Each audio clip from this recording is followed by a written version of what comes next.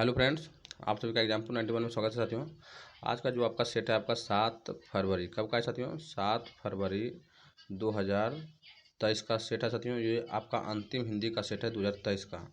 उसके बाद आपका हिंदी का सेट एक भी नहीं रहेगा साथियों। इसलिए अगर एग्जाम्पल 91 पर नए तो चैनल को लाइक सब्सक्राइब जरूर से जरूर कीजिए। उसके बाद हम लोग 2022 का प्रीवियस ईयर क्वेश्चन स्टार्ट करेंगे। चलिए, क्वेश्चन नंबर आपका फर्स्ट बोला गया है, देख सकते हैं। निम्नलिखित में से किसके अधिकाधिक अवसर मिलने से विद्यार्थियों के भाषा और साक्षरता विकास को बल मिलता है साथियों? मिलेगा तो कौन सा हो जाएगा आपका इसमें आंसर? देख सकते हैं, आपका हो जाएगा बी नंबर सही हो जाएगा। क्या हो जाएगा? B number. बी में बोला गया है सहज लेखन और वाचन के बहुविध तरीके से होना चाहिए साथियों। सही बात है, बहुविध तरीकों से होना चाहिए। ज़्यादा इसमें बच्चा ज़्यादा सीखता है साथियों। चलिए हम लोग नेक्स्ट वाले को चलते हैं। नेक्स्ट क्वेश्चन में देखिए बोला गया साथियों, अंजना व्याकरण की कक्षा के बारे में भ्रांतियाँ है कि कैसे पढ़ाया जाए।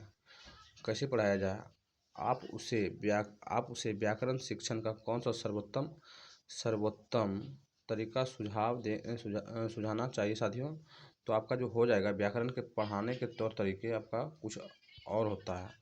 आप जो उसको देंगे साथियों, देख सकते हैं साथियों, आपका जो इसका आंसर हो जाएगा आपका 4 यानी डी नंबर सही हो जाएगा। व्याकरण की भूमिका क्या साथियों? व्याकरण की भूमिका महत्व का वर्णन करना साथियों। सही बात है। चलिए हम लोग नेक्स्ट बार को चलते साथियों। नेक्स्ट क्वेश्चन में बोला गया आपका भाषा अधिगम के लिए सामग्री निर्माण का एक सिद्धांत कौन है साथियों? एक सिद्धांत भाषा अधिगम के लिए सामग्री निर्माण का एक सिद्धांत कौन सा हो जाएगा? तो आपका जो हो जाएगा साथियों, आपका जो है आपका बी नंबर सही हो जाएगा। क्योंकि सामग्री को धीरे धीरे स्तरवार बनाना चाहिए। धीरे धीरे एकदम यहाँ चलना है, फिर यहाँ चलना है, फिर यहाँ चलना है, फिर यहाँ चलना है, फिर उसके बाद ऊँचा चलना है साथियों। वही बोला गया है, सामग्री को धीरे धीरे स्तरवार बनाना चाहिए साथियों। चलिए हम लोग नेक्स्ट बार को चलते साथियों। नेक्स्ट क्वेश्चन में देख सकते हैं बोला गया है, अध्यापक विद्यार्थियों की गलतियों का विश्लेषण करते हैं और गलतियों के प्रतिरूपों की पहचान करके विद्यार्थियों को पुनः पढ़ते हैं और उनका स्पष्टीकरण भी दे रहे हैं साथियों। तो यह किसके अंतर्गत आएगा साथियों? तो आपका उपचारात्मक शिक्षण किसके अंतर्गत आएगा? तो उपचारात्मक शिक्षण के अंतर्गत आएगा साथियों। चलिए हम लोग नेक्स्ट सवाल को चलते साथियों। नेक्स्ट क्वेश्चन में देख सकते हैं बोला गया है, शिक्षार्थियों के लिए मुक्त लेखन का मुक्त लाभ क्या है? मुक्त लेखन का मुक्त लाभ क्या है? मुक्त लेखन का मुख्य लाभ क्या है साथियों?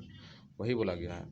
तो आपका जो मुख्य लाभ जो हो जाएगा साथियों, चलिए हम लोग देखते हैं आपका जो होगा साथियों इसमें सी नंबर सही हो जाएगा। देख सकते हैं आपका यही सही हो जाएगा। क्योंकि शिक्षार्थी रचनात्मक के लिए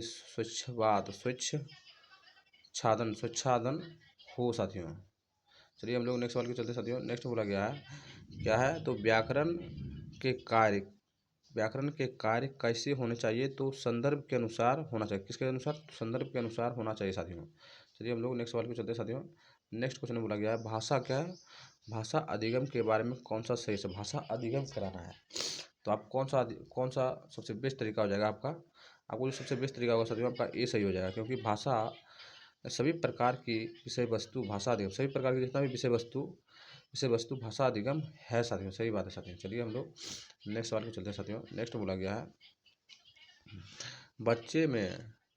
बच्चे में भाषिक निपुणता क्या साथियों? बच्चे में भाषिक निपुणता सर्वाधिक उपयुक्त किस प्रकार से विकसित की जा सकती है? तो भाषा निपुणता साथियों बच्चे में, तो हम लोग किस कारण कर सकते हैं भाषा में निपुणता? तो हम लोग जो करेंगे साथियों इसमें आपका हो जाएगा सी नंबर सही हो जाएगा। क्योंकि बोला गया कार्य आधारित गतिविधियों में भाग लेकर हम लोग बच्चे को भाषा में निपुण करवाएंगे साथियों। चलिए हम लोग नेक्स्ट सवाल पे चलते हैं साथियों। नेक्स्ट सवाल में बोला गया है, कक्षा 5 की अध्यापिका ने अपनी कक्षा के लिए कुछ कहानियों का चयन किया। उसके बाद कहानियों के चयन हेतु किस मानदंड का प्रयोग नहीं करना चाहिए साथियों? नहीं करना चाहिए बोला गया। तो चलिए हम लोग देखते हैं कौन सा मानदंड है ऐसा जो कि नहीं करना चाहिए। तो आपका जो मानदंड हो जाएगा, देख सकते हैं साथियों, आपका जो इसमें मानदंड हो जाएगा 4 नंबर। 4 में देखिए बोला गया है चयनित की गई पाठ, क्या कहते हैं, चयनित की गई पुस्तक भारतीय पृष्ठभूमि से होनी चाहिए, भारतीय पृष्ठभूमि से होनी चाहिए। ये बात आपको गलती, जरूरी नहीं कि भारतीय पृष्ठभूमि से होगा साथियों, कोई भी देश से हो सकता है साथियों। चलिए हम लोग आगे चलते हैं साथियों। आगे में बोला गया है एक शिक्षार्थी अपने पाठ क्षमता के अनुसार संज्ञानात्मक स्तर से एक चरण ऊंचे की अपठित पाठ्य सामग्री के जटिल विश्लेषण करके प्रदर्शित करती है। यह किससे मेल खाता है? तो बोधगम्य निवेश से। किससे खाता है? बोधगम्य निवेश से खाता है साथियों। एक ऊपर ऊंचा नहीं, I+1 इसका जो सूत्र होता है साथियों, I+1 यानी एक स्तर ऊंचा सिखाना। ये आपका स्टीफन क्रिप्सन का सिद्धांत है साथियों। चलिए हम लोग नेक्स्ट सवाल चलते हैं। जब हम अपने विद्यार्थियों को अधिकृत भाषा के साथ साथ दूसरे विषयों के माध्यम से भाषा सिखाने के अवसर देते हैं, तब वह अक्सर क्या कहलाते हैं? तो ये कहलाएगा साथियों, आपका हो जाएगा क्या है साथियों? भाषा समुच्चय पाठ्यक्रम है, भाषा समुच्चय पाठ्यक्रम में है साथियों। चलिए हम लोग आगे चलते हैं साथियों। आगे में बोला गया है भाषा के आकलन में निदानात्मक परीक्षण का प्रयोग किसके लिए किया जाता है साथियों? तो आपका फर्स्ट यानी ए सही हो जाएगा। उपचारात्मक शिक्षण की योजना बनाने के उद्देश्य से विद्यार्थियों की कमियों का पता लगाना, सही बात है साथियों।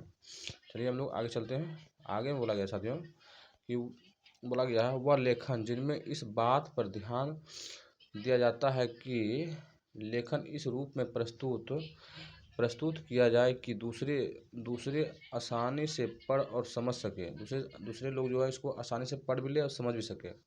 इसमें हस्तलेखन, वर्तनी, विराम चिन्ह और समान लेआउट भी शामिल हो साथियों। तो आपका जो इसका आंसर हो जाएगा आपका प्रतिलेखन। ये जो होगा आपका प्रतिलेखन, नहीं हाथ से लिख रहा है तो प्रतिलेखन ही होगा साथियों। चलिए हम लोग नेक्स्ट सवाल पे चलते साथियों। नेक्स्ट क्वेश्चन देखिए बोला गया साझा पाठन, क्या साथियों? साझा पाठन के लिए अध्यापक के रूप में आप क्या कर सकते हैं साझा पाठन के रूप में साथियों? तो साझा जो हो जाएगा आपका साथियों, देख सकते हैं आपका कौन सा हो जाएगा।